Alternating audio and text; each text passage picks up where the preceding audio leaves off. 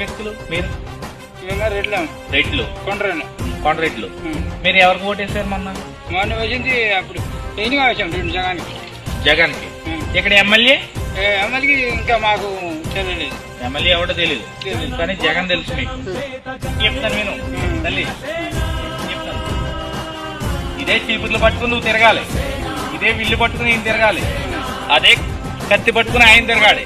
నీకు అర్థమైన నీ కొడుకులతో సహా నీ పిల్లల భవిష్యత్తుతో సహా నీ కొడుకుల భవిష్యత్తు కూడా ఇదే విధంగా కొనసాగుతూనే ఉంటుంది. కానీ జగన్మోహన్ రెడ్డి గారనో లేకపోతే చంద్రబాబు నాయుడు గారనో కాదు, కేవలం పవన్ కళ్యాణ్ అనే వ్యక్తి కోసం మీరు ఎదరికి ఏ రోజైతే వచ్చి మీరు ఆయన కోసం ఆలోచించారో ఆలోచించారు. కానీ ఖచ్చితంగా మీరు ఇక్కడ లోపల నాయకుడిని చూశారు. ఎవరు మీరు ఎమ్మెల్యే ఎవరన్నా తెలియదు. జగన్మోహన్ రెడ్డి మా రెడ్డి గారు, మీరు కొండారెడ్డి ఆయన రెడ్డి ఏముంది ఎవరు మీరు కొండరెడ్డి, ఆయన ఎవరు జగన్మోహన్ రెడ్డి గారు. ఆ రెడ్డి ఈ రెడ్డి ఒకటారు, మీరు ఓటేశారు. ఏముంటది మీ భవిష్యత్తు ఏం మారుతుంది? లోకల్లో ఎవడో ఎమ్మెల్యే తెలియకుండా మా రెడ్డి గారు అక్కడ పోటీ చేయారని చెప్పి వేస్తారు. మీ భవిష్యత్తు ఇల్లుతో ఆగిపోయింది, మీ భవిష్యత్తు చీపుతో ఆగిపోయింది, మీ పిల్లల భవిష్యత్తు కత్తితో ఆగిపోయింది. అది కాదు అనుకుంటేనే రేపు రాబోయే తరాలకు మీ పిల్లలకు మీ భవిష్యత్తుకి బాగుపడాలంటే పవన్ కళ్యాణ్ గారు ఖచ్చితంగా కలను డిప్యూటీ సీఎం పవన్ కళ్యాణ్ 5 నెలల్లో నిజం చేశారు.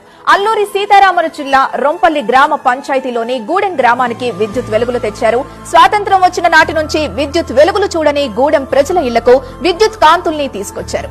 80 లక్షల వ్యయంతో 9.5 కిలోమీటర్లు 217 విద్యుత్ స్తంభాలు వేయించి 17 ఇళ్లకు విద్యుత్ కాంతుల్ని తెచ్చారు.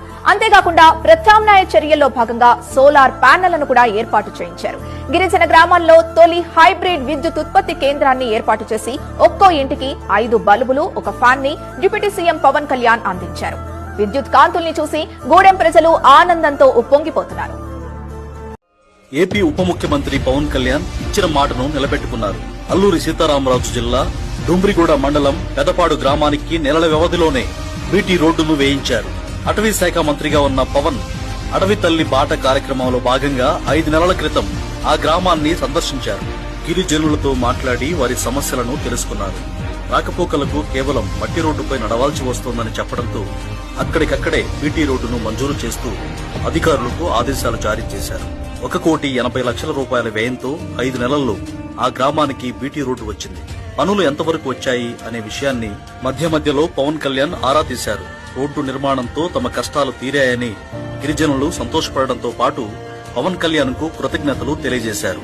స్వచ్ఛమైన మనసుతో ఎటువంటి కల్మషం లేకుండా జీవించే గిరిజనులను పవన్ కళ్యాణ్ బాగా ఇష్టపడతారు. తాను డిప్యూటీ సీఎం అయినప్పుడు అటవీ శాఖను, గ్రామీణాభివృద్ది శాఖను ఏరికోరి తీసుకున్నారు. తన సొంత డబ్బులతో గిరిజనులకు చెప్పులు కొనిపెట్టడం, చలికాలంలో రగ్గులు పంపడం, తన తోట నుంచి ఆర్గానిక్ పండ్లు పంపించడం లాంటివి చేస్తుంటారు. 5 ఏళ్ల కాలంలో ఏ గిరిజన గ్రామం మౌలిక సౌకర్యాల లేమితో ఉండకూడదనే లక్ష్యంతో పవన్ కళ్యాణ్